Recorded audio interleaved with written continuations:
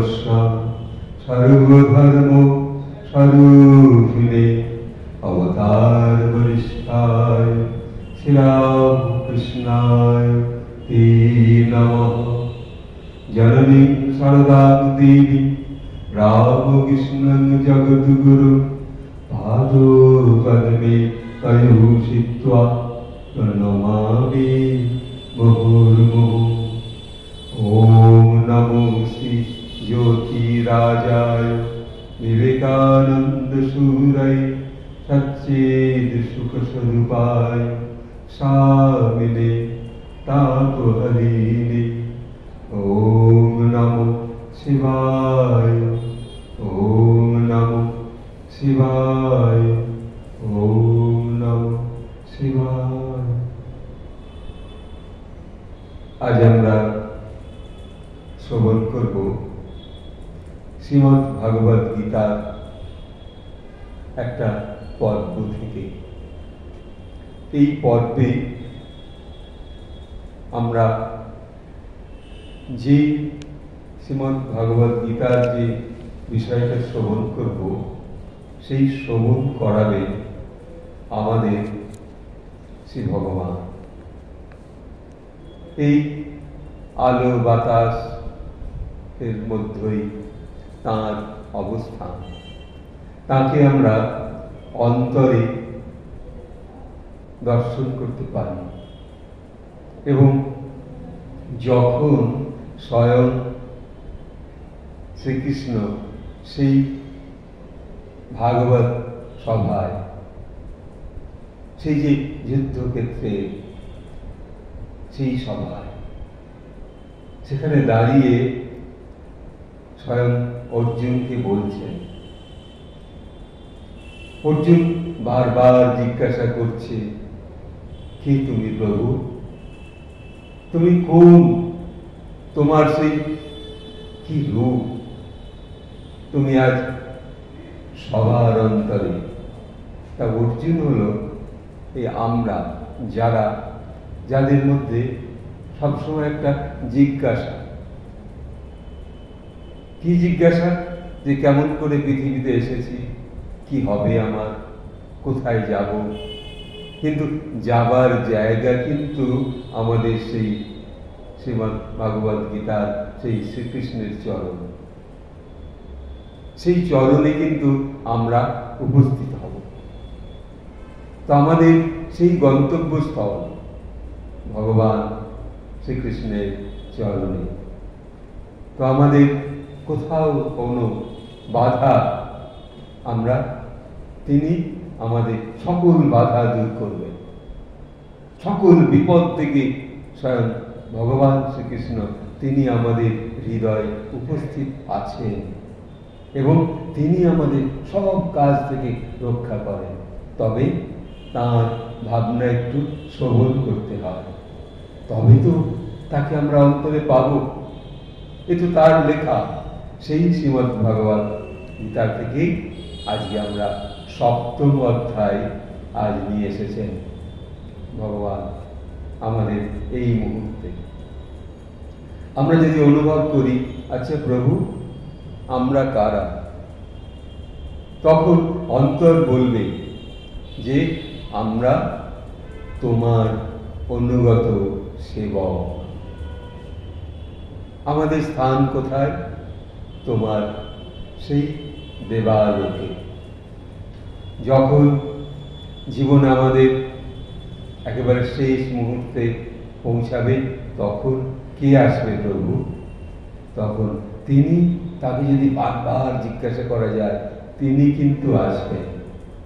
তা সেই ভাবনা নিয়ে আমরা এই শ্রদ্ধাত্রয় বিভাজ্য 7ম অধ্যায়।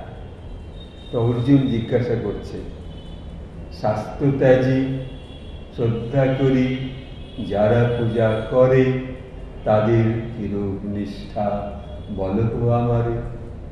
হে প্রভু, তুমি আমাকে বলো যে যারা শাস্ত্র ত্যাগ করে আমাকে পূজা করে,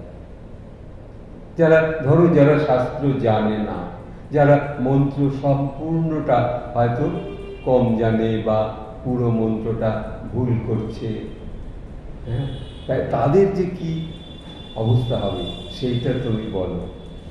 তখন সে ভগবান বলছেন তার শ্রীমুখে, স্বভাব বসেতে শ্রদ্ধা বিবিধ যে হয়, সত্যরজ তম তাহা যেন ধনঞ্জয়। সত্যগুণে দেহিগণ হয় শ্রদ্ধাময়, যাহার যেমন শ্রদ্ধা সেই রূপ হয়।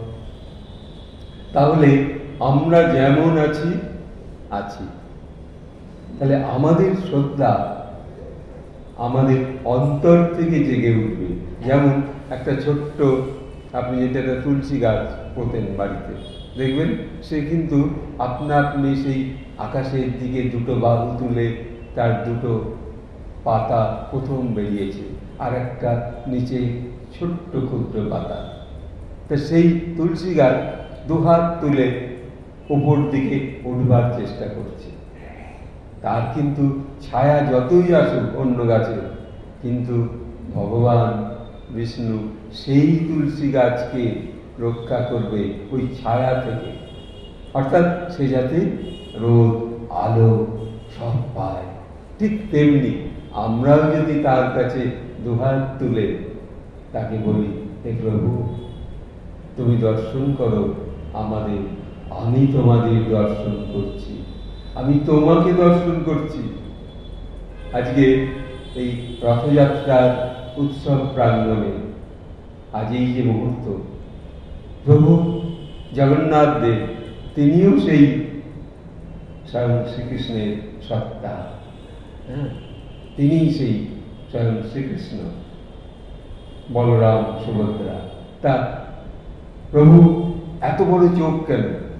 এত বড় চোখ কারণ হচ্ছে তিনি সকল বিশ্বকে দর্শন করছেন তার চোখ দিয়ে।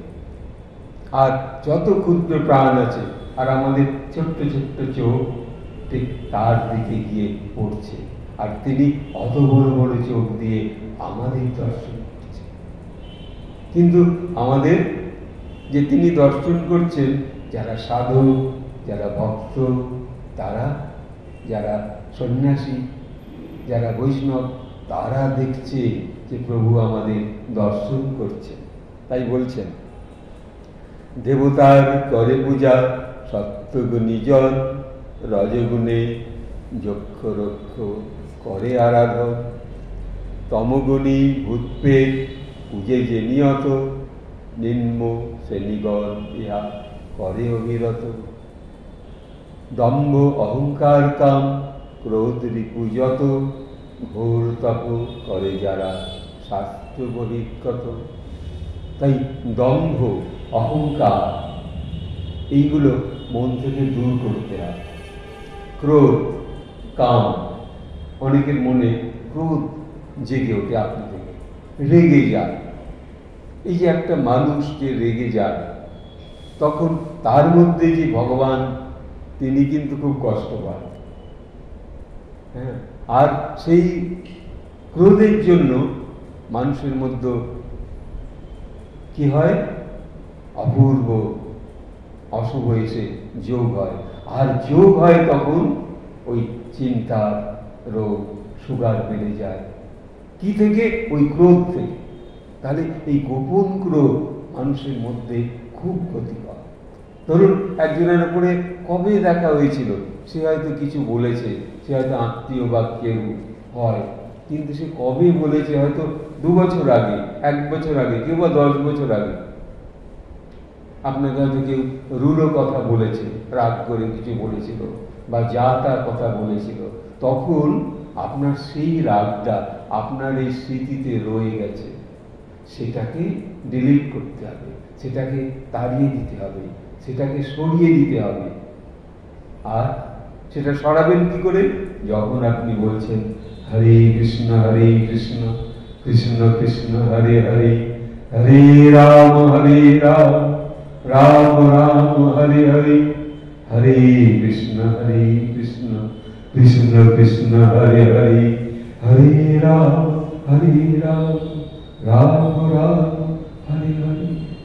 যখন আপনি বললেন, অন্তর দিয়ে, তখন আপনার মধ্যে সেই হরি, সেই রাম, সেই শ্রীরাধা সব এসে উপস্থিত হলো। কিন্তু আমরা দেখতে পাচ্ছি না। কি করে দেখতে পাবো?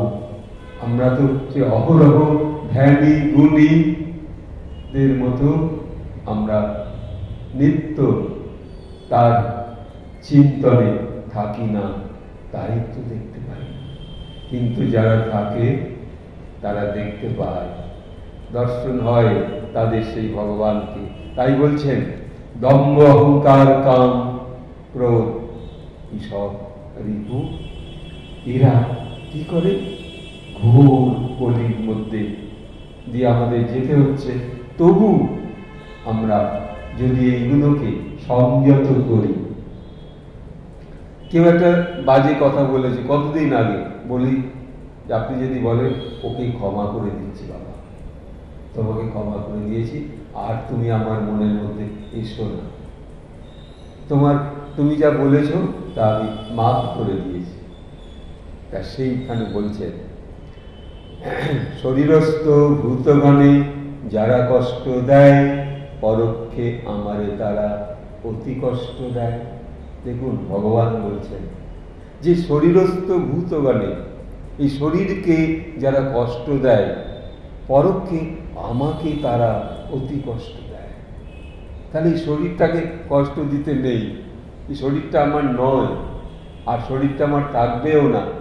শরীরটা একদিন তার শ্রীচরণে গিয়ে গন্তব্যস্থলে পৌঁছাবে। তাহলে শরীর আমার নয়, তাহলে আমি শরীরটাকেই বা কেন কষ্ট দেবো? কি করে কষ্ট দিচ্ছি? অপরের চিন্তা করে, কখনো অপরের সমালোচনা করে। একজন একটা খারাপ কাজ করেছে, সেইটা আমি আর একজনকে মনে মনে বলে দিচ্ছি যে জানো তো ওই লোকটা এই করেছে সেই করেছে। না, কে কি করেছে অত সমালোচনা করতে নেই। তাই বলছেন তাতে কি হয়? এই শরীরের কষ্ট হয়, পরোক্ষে আমার কষ্ট হয়। আমি যে রয়েছি ভিতরে, তোমরা জানো না, আমি সাধ্য শরীরের মধ্যে আমি সেই হৃদয়স্থিত ভগবান। এই রূপে যারা করে অধর্ম সঞ্চয়, অসুর বলিয়া তারা জানিবে নিশ্চয়। তাহলে অসুর তারা তো পরোক্ষভাবে আমার সঙ্গে যুদ্ধ করছে, আমাকে কষ্ট দিচ্ছে। তা আমি তাদের কোনো কষ্ট দিতে চাই না, ভগবান বলছেন অন্তর থেকে। কিন্তু তোমরা আমাকে কেন কষ্ট দাও? তাহলে আমাকে কষ্ট দিতে নেই, অর্থাৎ নিজের শরীরকে খুব একটা মারাত্মক কষ্ট দিতে নেই। আবার বলছেন গুণ ভেদে তিন রূপ প্রিয় খাদ্য হয়, যজ্ঞদান তমভেদে ওহে ধনঞ্জয়। তাহলে এই যে তিন রূপ খাদ্য, হ্যাঁ, দান, এই যে দান, আপনি কাউকে যা কিছু দান করবেন, জানেন তো, সেই দান কিন্তু আপনি একটা প্রাণকে করছেন, একটা মানুষকে করছেন, একটা যে কোনো প্রাণকে, প্রাণীকে, মানুষকে দান করছেন, অর্থাৎ তাকে খুশি করছেন। তার মধ্যে তো ভগবান আছে, আবার আপনার মধ্যেও ভগবান আছে। দেখবেন আপনি যখন পথ দিয়ে যাচ্ছেন, আপনাকে দেখে একজন প্রণাম করছে। কেন? আপনি রোজ এই বিবেকানন্দ সোসাইটিতে আসেন, হ্যাঁ, আপনাকে দেখে প্রণাম করছে, কোনো কারণ নেই। কিন্তু যেহেতু আপনি এই বিবেকানন্দ সোসাইটিতে প্রবেশ করছেন, বিবেকানন্দ সোসাইটিতে বসছেন, এসে তারা বলছে দেখো ওরা এখন পাঠ শুনতে যাচ্ছে, ওরা ভগবানের নাম শুনতে যাচ্ছে। তারা হয়তো দোকান নিয়ে বসে আছে, কিংবা ঝুড়ি ভাজা বেচছে, কিংবা ঝালমুড়ি বেচছে, কিন্তু আপনাকে সে মনে মনে প্রণাম করছে। কেন? আপনাকে দেখে সে এই বিবেকানন্দ সোসাইটিতে আপনি রোজ আসছেন যাচ্ছেন, তার মানে আপনি একজন এই প্রকৃতির সন্ন্যাসী, সন্ন্যাসিনী, হ্যাঁ, তাকে বলে এই প্রতিনিধি সন্ন্যাসী, এই প্রতিনিধি সন্ন্যাসী। হ্যাঁ, তাহলে তাদের কাছেও থেকে ভগবান সুখ লাভ করে। তাই বলছে, সত্যে বলো আরোগ্য সুখ লাভ হয়, তাহাদের বুদ্ধি প্রাপ্তি প্রীতি লাভ হয়।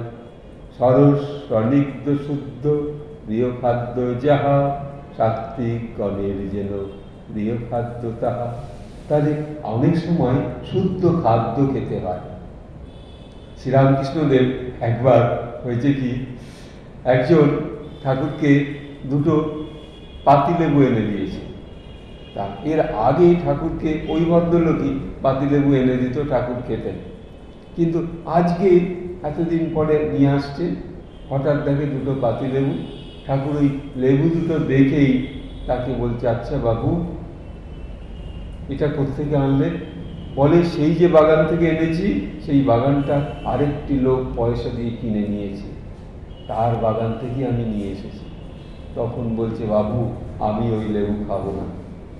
ঠাকুর খেলেন না। কেন? ওই যে লোকটা বাগানটা কিনে নিয়েছে, সে অশুভ, মানে অশুভ লোকের পয়সা থেকে কেটে নিয়ে, সে মানে অন্যায্যভাবে নিয়ে ওই বাগানটা কিনেছে। তাহলে দেখুন কোথায় সেই স্মৃতি ভাবনা ঠাকুরের চলে গেছে। তখন তিনি আর ওই লেবু খেলেন না। তাই বলছে শুদ্ধ খাদ্য চাই। আপনি যদি যখন খাদ্য আপনি খাচ্ছেন, তখন প্রত্যেকটা খাদ্য ভগবানকে নিবেদন করবেন। সে রাস্তায় আপনি ঝালমুড়ি খান, আর আপনি রসগোল্লা খান বা কিছু খান, তাকে নিবেদন করে তখন আপনি সেবা করবেন। তাহলে সেটা তার সেই প্রসাদ হয়ে যাবে। তাই বলছে তখন হবে শুদ্ধ খাদ্য। কটু অম্ল উষ্ণ আর অত্যন্ত লবণ, তীক্ষ্ণ রুক্ষ উগ্র আর সর্পশ ভক্ষণ। দেখুন এই যে অত্যন্ত লবণ খাওয়া শাস্ত্রেও বলছে চলবে না।